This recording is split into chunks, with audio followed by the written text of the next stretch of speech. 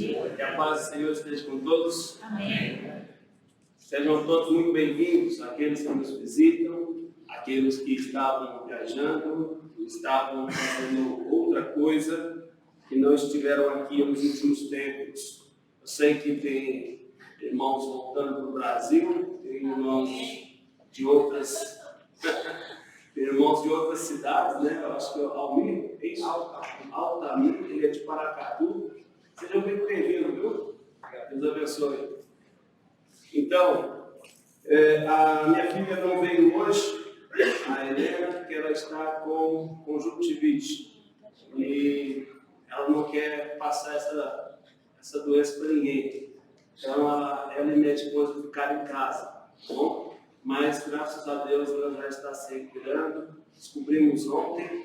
E ela ficou com febre 3 dias na semana. Nos preocupou bastante, mas esperamos que seja só isso, né? Quando a criança ainda não fala, é bem complicado saber o que ela está sentindo. Mas tá bom. Agradeço a Deus também pelo aniversário, pelos aniversariantes, né, dessa semana. Eu fiz aniversário ontem. Eu sei que o Guilherme e o Leandro também fizeram. A Sâmia também fez. Deixa eu ver quem mais. A Andressa também ontem. A Juliana Mesquita. Eu acho que se a gente fizesse um bolo, Ana Paula, se a gente fizesse um bolo, ia ter mais gente atrás do bolo do que na frente. Assim. Mas foi muito bom, graças a Deus, né? Completar mais um ano de vida.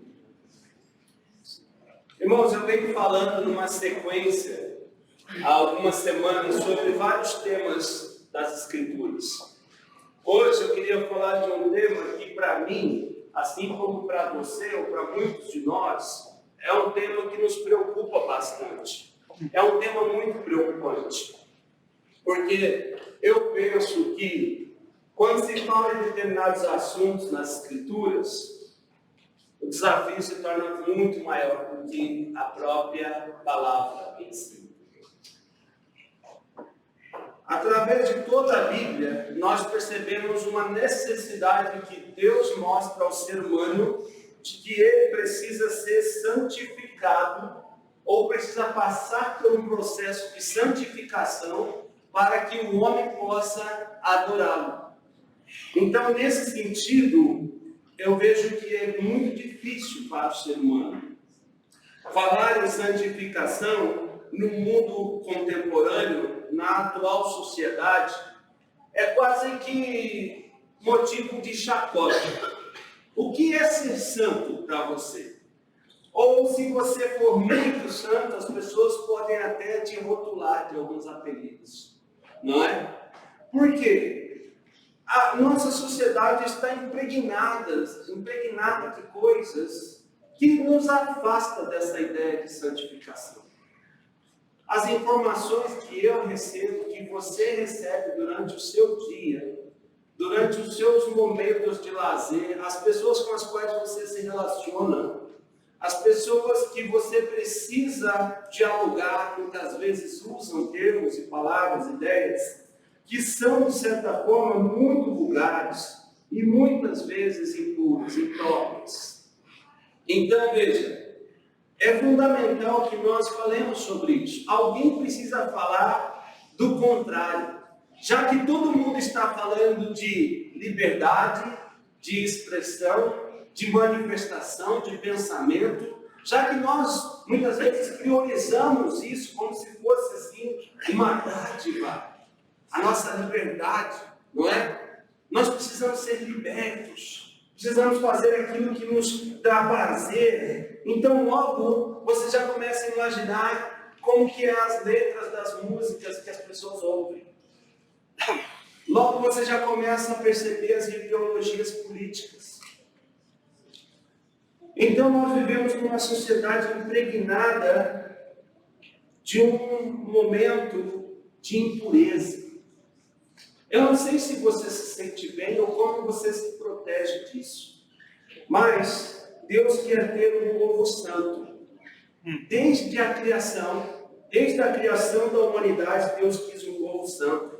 Ele desejou uma comunhão especial com os homens, que fossem capazes de andar com ele numa união especial. Se nós voltarmos lá no Gênesis, percebemos que Deus andava com o homem. Ele estava com o homem todos os dias. Seu caráter era manifesto naquela criatura. Deus manifestava a sua criação, o seu caráter, a sua imagem e semelhança. Permitir que nós não sejamos contaminados com a corrupção que há no mundo é o desafio de todo homem. Os homens só podem estar na presença de Deus se forem puros. E aí você, como já está acostumado com a nossa sociedade impregnada de uma impureza, você vai dizer assim, mas ninguém é santo. Então você está usando o jargão, a ideia comum. Você está falando de uma forma muito trivial. Você está nivelando por baixo. Porque Deus espera que nós voltemos a ter comunhão com Ele. Adão e Eva andavam no mesmo jardim que Deus, falava com Deus. E olha só que interessante, vocês que conhecem a história de Samuel.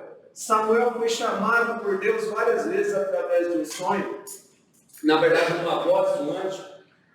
Uma voz que ele não reconhecia. E ele pensava que era o profeta que estava chamando ele quando ele estava deitado.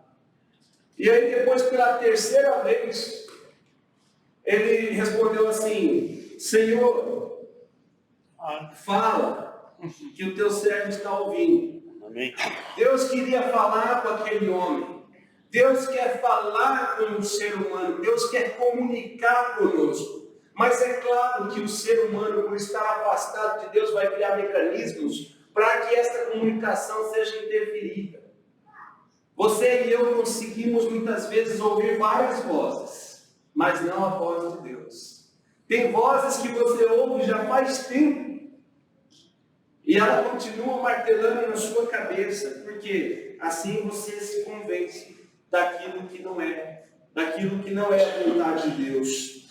Mas perceba, Adão e Eva foram expulsos do Éden, separados de Deus. Foi assim representado toda a humanidade em Adão e Eva, a separação da comunhão de Deus. E por causa dessa separação, também o povo sem santidade não podia permanecer na presença de Deus. Então, cada vez mais, pelo nosso comportamento, pelo nosso procedimento, pela nossa desobediência a Deus, nós vamos cada vez mais longe, afastados de Deus. Então, se você e eu quisermos uma definição breve agora a respeito de pecado, muito simples. Pecado é desobedecer à vontade de Deus. É não ouvir a voz de Deus. De tudo que se tem no jardim você pode comer, somente daquela árvore ali não. E foi justamente ali que o homem pecou, por desobedecer à instrução de Deus. Deus não colocou o homem no perigo, Deus alertou do perigo. Mas deu a livre escolha para o homem. Depois que gerações de pecados, depois de gerações pecaminosas, no mundo corrompido, Deus escolheu alguns descendentes para formar o seu povo. A nação de Israel foi formada através de Abraão, para ser o seu povo santo. Ele o separou das más influências dos povos ao redor. Deus separou a nação de Israel dos egípcios. Deus separou a nação de Israel dos outros povos pagãos, para que eles se tornassem um exemplo para outros povos. Deus até mesmo lhes deu uma lei especial que ressaltava a distinção entre o que era puro e o que era impuro, entre o que era santo e o que era profano. Deus explicou a necessidade da pureza deles quando deu esta lei. Então, se você e eu também quisermos exemplificar para alguém por que é necessário observar a lei de Deus? É porque Deus quer nos preservar. Não tem nada a ver com as leis de hoje. Eu estudo direito e percebo que as leis, elas só agem quando de alguma forma existe um comportamento desvirtuante. Ou seja, o mal já aconteceu. A separação já aconteceu, a fraude já aconteceu, o latrocínio já aconteceu. Então a lei vem para coagir, de alguma forma punir aquele que foi transgressor. Mas a lei de Deus não é assim. A lei de Deus espera que o homem, ao observar a lei dele, possa se tornar separado e modelo para outros povos. Isso é ser santo. Logo, Deus quer um povo santo para ser os seus adoradores. Olha só em Levítico, capítulo 11, um livro que fala sobre o sacerdócio. Lá no Velho Testamento, um dos 5 livros da lei, livro de Levítico, capítulo 11, versículo 44, diz assim: Eu sou o Senhor vosso Deus, portanto vos consagreis e sereis santos, porque eu sou santo. Eu sou o Senhor que vos faço subir da terra do Egito, para que seja vosso Deus. Portanto, vos sereis santos, porque eu sou santo. Eu sou o Senhor que fiz subir da terra do Egito, para que seja reconhecido como vosso Deus. Contudo, nós percebemos ao longo da história do povo de Israel que Deus havia selecionado excepcionalmente este povo para ser um modelo. Os israelitas repetidamente expunham os seus pecados aos olhos de Deus. E Deus avisou que poderia entrar no meio da congregação pecaminosa e destruí-los por causa do pecado. Lá em Êxodo 33, versículo 5, e também em Números 16, 44. Vamos lá para Números, capítulo 16, versículo 34.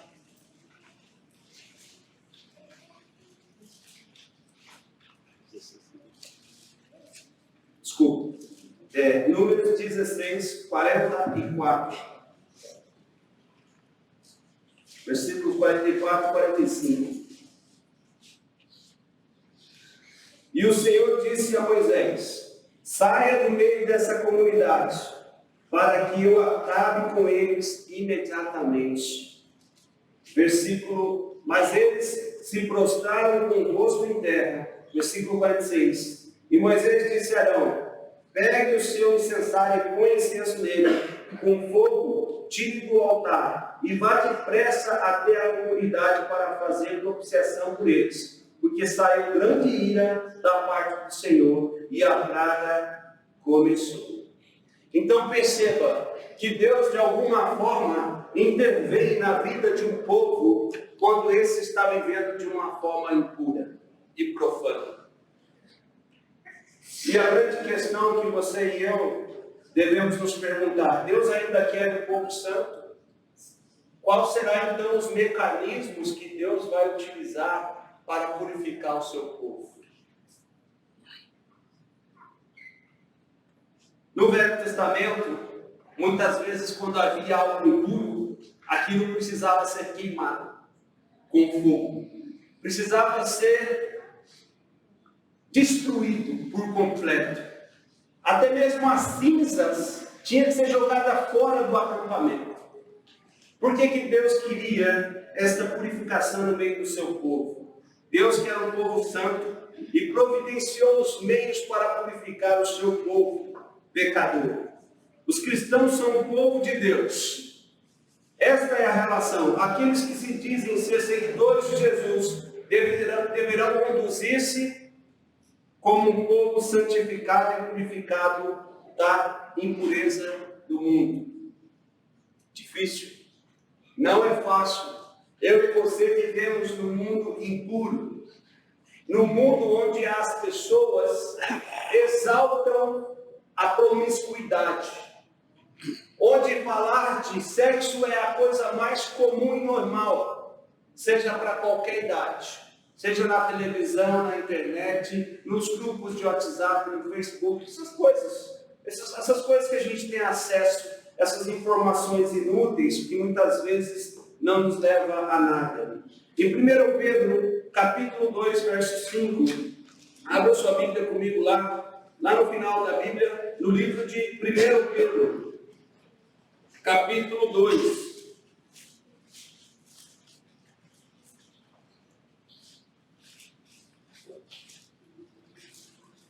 Vamos começar do versículo 4.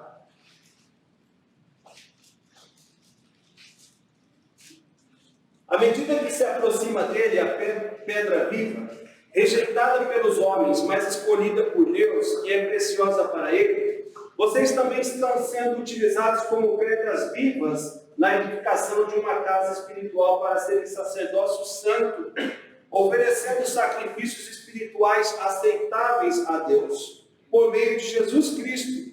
Pois assim é dito nas Escrituras: eis que ponho em Sião uma pedra angular, escolhida e preciosa, e aquele que nela confia jamais será envergonhado. Portanto, para vocês, os que creem, esta pedra é preciosa, mas para os que não creem, a pedra que os construtores rejeitaram tornou-se a pedra angular, e pedra de tropeço e rocha que faz cair.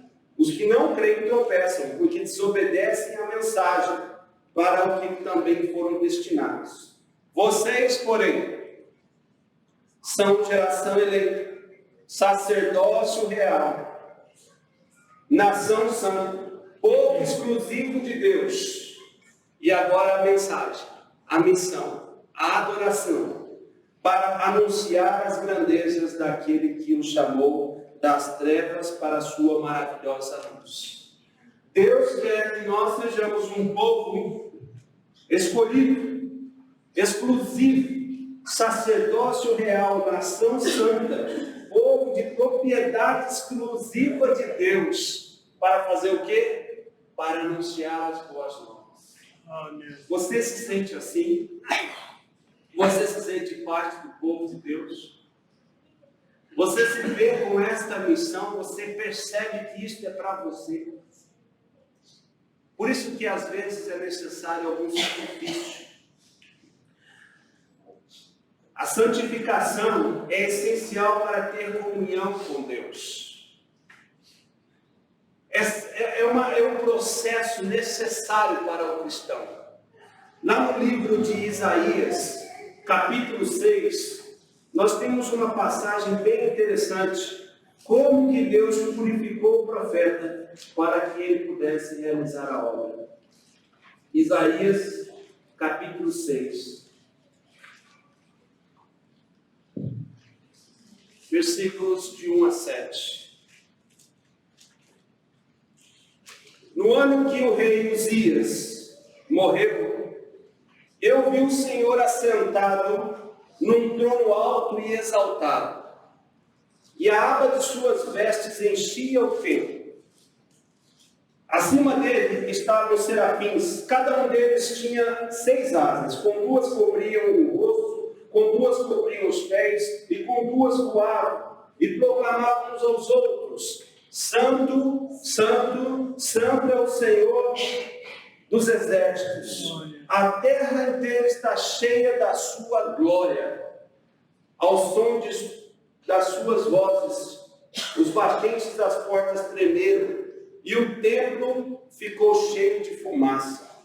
Então gritei, Isaías dizendo: ai de mim, estou perdido, pois sou um homem de lábios impuros, e vivo no meio de um povo de lábios impuros, e os meus olhos viram o Rei, o Senhor dos exércitos.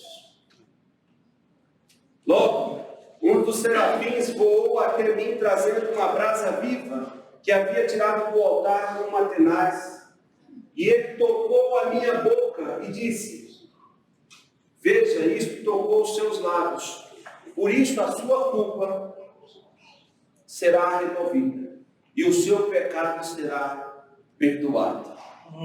Com o que foi feita a purificação na vida de Isaías? Com o fogo. Então o fogo é um dos elementos que simboliza a purificação. Se tem alguém ou alguma coisa acontecendo no meio do seu povo, que está interferindo no processo de proclamação do Evangelho, Deus vai purificar o seu povo. Deus vai purificar a sua família. Porque Deus quer um povo santo para proclamar as suas virtudes. Deus não quer qualquer um. Por isso que quando você pede, Deus toca na minha vida, cuidado.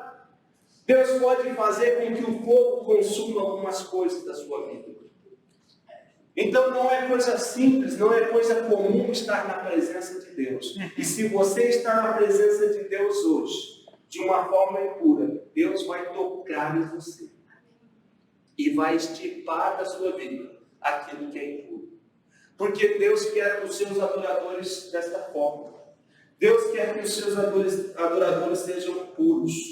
A igreja em Corinto estava rodeada de imoralidade, fé, falsa religião, e os cristãos estavam lá, nesse meio, nessa sociedade, frequentemente tentados a voltar às más práticas do mundo. Eu não sei se você, de alguma forma, se identifica. Paulo entendeu a tentação quando lhes escreveu esta carta de encorajamento.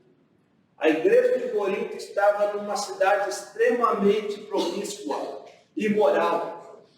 Era na região da Acaia, era um porto onde os navios passavam por ali, onde tinha um grande volume de pessoas. Era a segunda maior cidade da época, depois de Roma.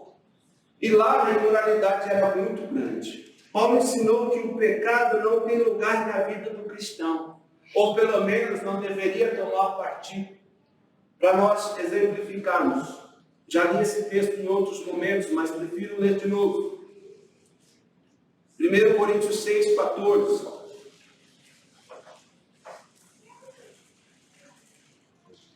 Prefiro falar mais um pouco dele. 1 Coríntios capítulo 6, verso 14.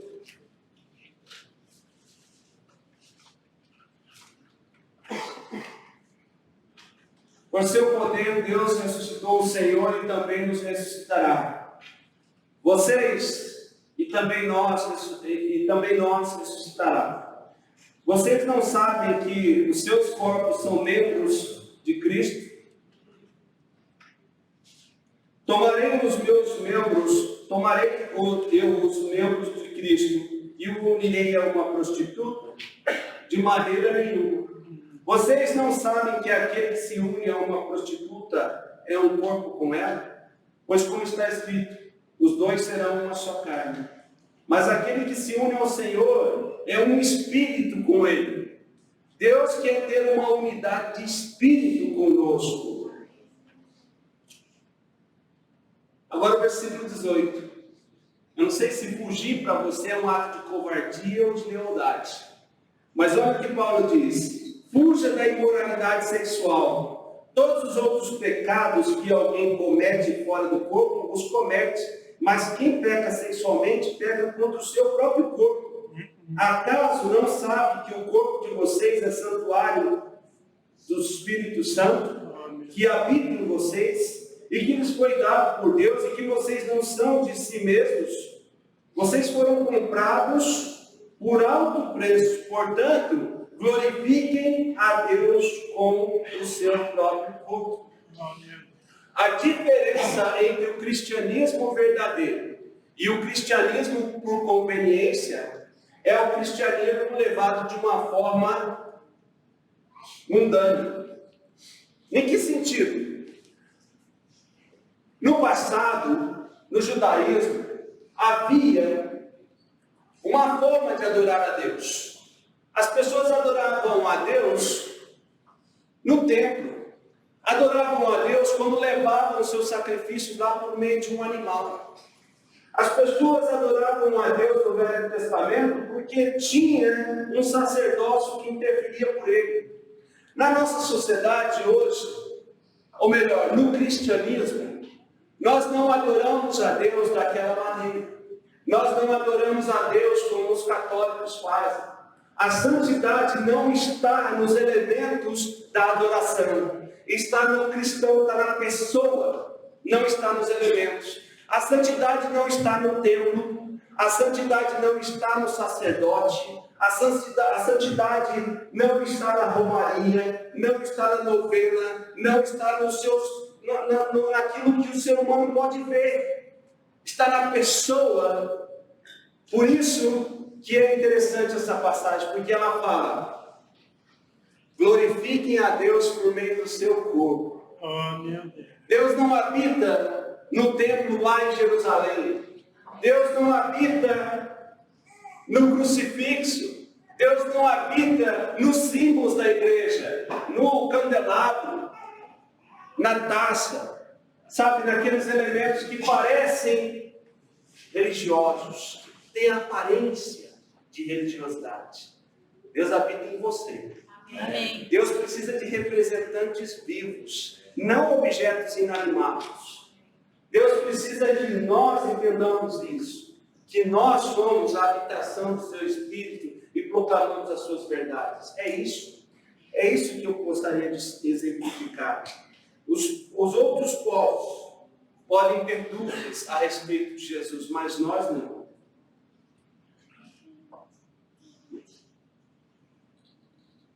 Tem mais passagens?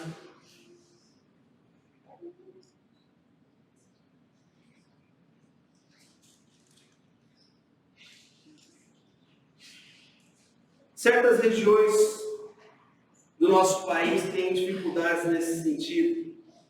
A santificação é baseada nos credos, é baseada na tradição. Você talvez, ao ainda passar por um cemitério, faça o sinal da cruz. Talvez você seja supersticioso, não passe embaixo do escado. Talvez algumas coisas assim que nós herdamos da nossa cultura luso brasileira, não é? Mas a santificação está na pessoa, não está nos elementos.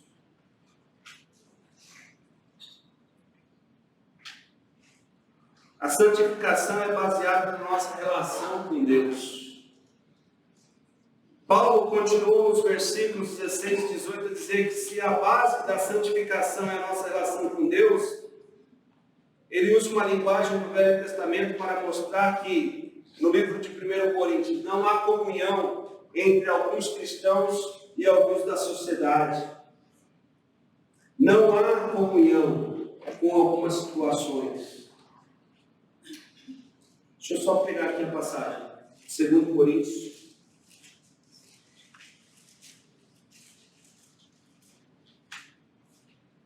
Capítulo 6, verso 14. Paulo continua dizendo como que nós podemos nos manter santificados.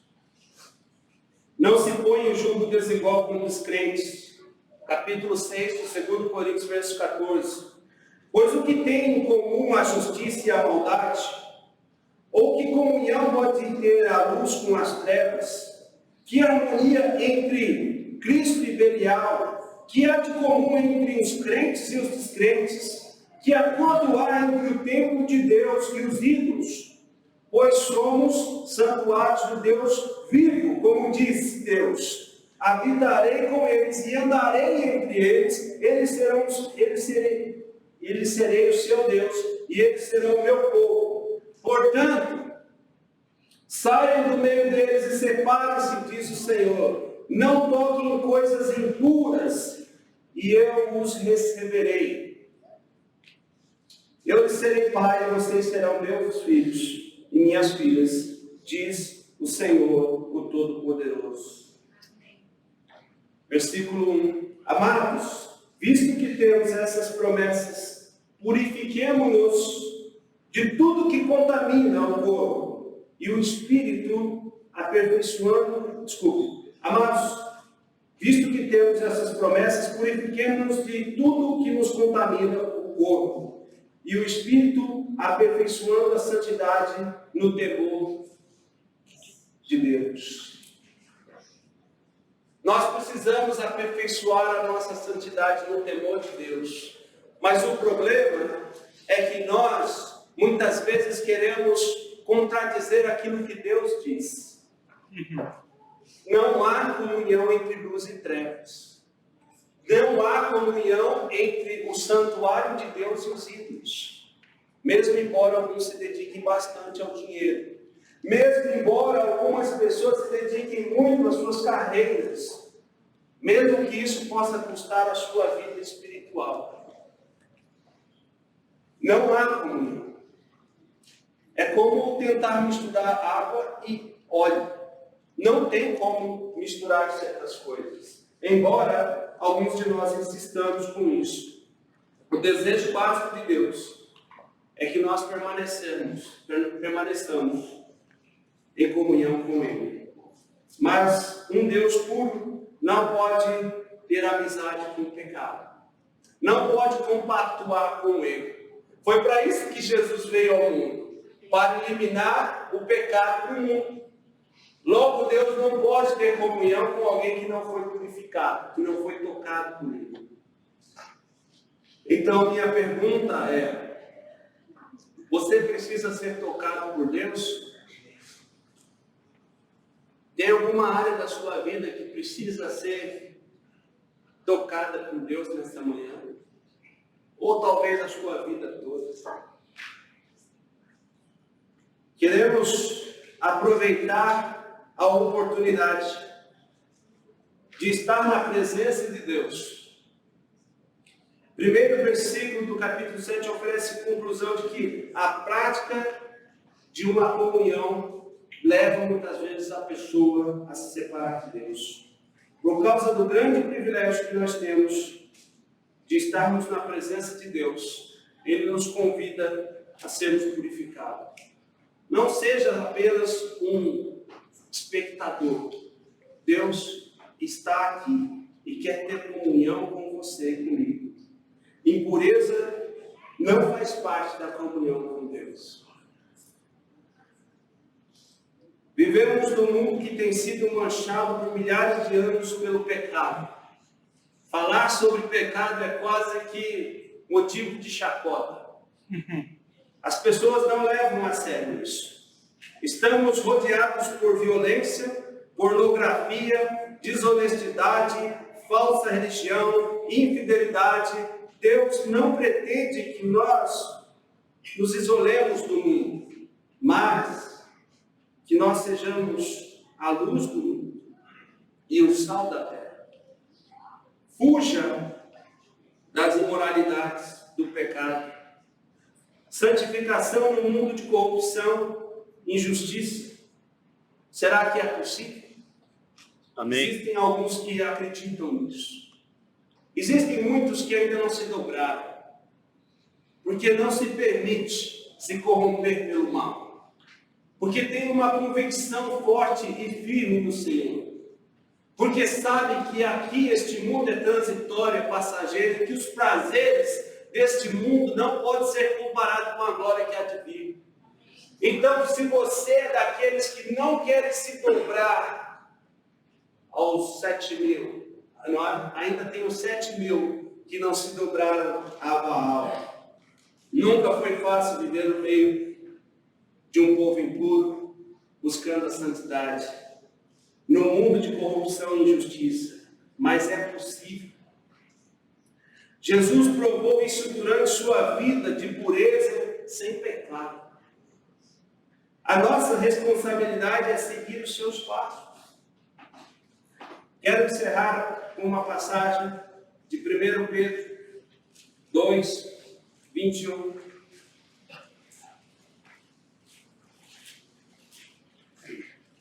Pedro capítulo 2, verso 21.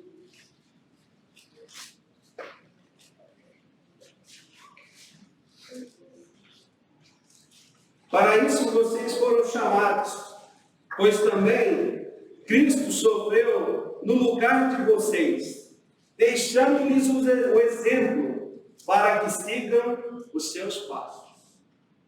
Ele não cometeu pecado algum, e nenhum engano foi encontrado em sua boca. Quando insultava, não revidava. Quando sofria, não fazia ameaças, mas entregava-se àquele que julga com justiça. Ele mesmo levou em seu corpo os nossos pecados sobre o madeiro, a fim de que morrêssemos para os pecados e vivêssemos para a justiça. Por suas feridas, vocês foram curados.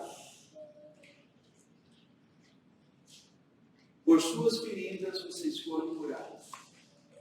Deus quer nos livrar da impureza e do pecado, que tenazmente nos assedia. Sua fé é suficiente para acreditar nisso? Você ainda pensa se deve ou não deve? Se pode ou não pode deixar algumas coisas para trás? A resposta bíblica é muito clara. Jesus já morreu por esse pecado que você está cometendo. E Ele ainda não fica ressentido com você. Ele está te dando uma chance de arrependimento. É por isso que o batismo é a oportunidade de um homem velho nascer de novo, nascer de Deus. Porque o pecado desfigura, mas Deus quer ter comunhão conosco. E mais do que isso, Ele quer que nós sejamos a sua imagem e semelhança. Você está pronto para isso? Amém. Que Deus te abençoe e que você e eu nunca nos curvemos a este mal que existe no mundo. Amém. Oh, meu Deus.